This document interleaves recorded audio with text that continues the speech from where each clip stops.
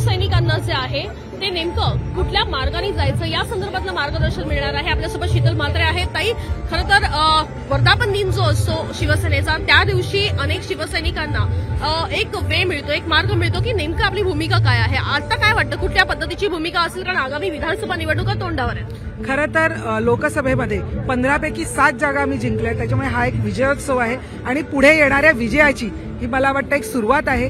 कारण विधानसभेमध्ये सुद्धा परत एकदा आम्हाला भगवा फडकवायचा आहे, परत एकदा एकनाथ शिंदे साहेबांना मुख्यमंत्री करायचं आहे, त्याच्यामुळे ही ती सुरुवात आहे। आज त्या संदर्भात मार्गदर्शन होणार आहे, कारण ही हिंदुत्वावर चालणारी, बाळासाहेबांच्या विचारांवर चालणारी शिवसेना आहे, ज्या पक्षाचं नाव हे शिवसेना आहे आणि ज्याचं चिन्ह धनुष्यबाण आहे। नक्कीच एकीकडे जे आहे ते या पक्षाबद्दल किंवा चिन्हाबद्दल गेल्या 2.5 वर्षापासून जी लढाई कोर्टामध्ये सुरू आहे, मात्र आता सध्या अधिकृतपणे ते आपल्याकडे आहे आणि याच चिन्हावर लोकसभा लढली होती। लोकसभामध्ये पर्सेंटेज वाईज जे आहे ते शिवसेनेचं चांगलं काम दिसून आलं होतं, मात्र आता विधानसभा निवडणुका आहेत, चॅलेंजेस मोठे आहेत, प्लस कशा पद्धतीनं किती सीट मिळतील याच्यावरून देखील खरं तर अनेक गोष्टी पुढच्या तयार होतील। कसं वाटतं तुम्हाला? एक लक्षात घ्या की लोकसभेत सुद्धा 13 सीट सुद्धा तुम्हाला मिळणार नाही असा एक नरेटिव्ह सेट करण्यात आलं होतं, परंतु माननीय शिंदे साहेबांच्या या शिवसेनेला 15 सीट्स मिळाल्या आणि त्यातले आम्ही 7 जिंकले।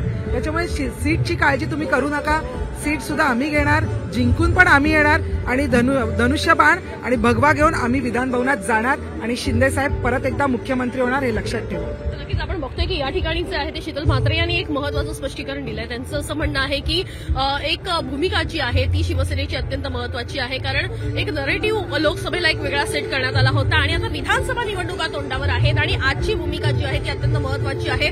नेमकी भूमिका काय असणार आहे एकनाथ शिंदे आपल्या भाषणातून स्पष्ट करणार आहेत आणि जेणेकरून विधानसभेसाठी एक महत्त्वाची रेष जी आहे, महत्त्वाची लाईन जी आहे ती देखील शिवसैनिकांना मिळणार आहे। कॅमेरापर्सन अरविंदसह वैदिक गाणेकर, साम टीव्ही न्यूज, मुंबई।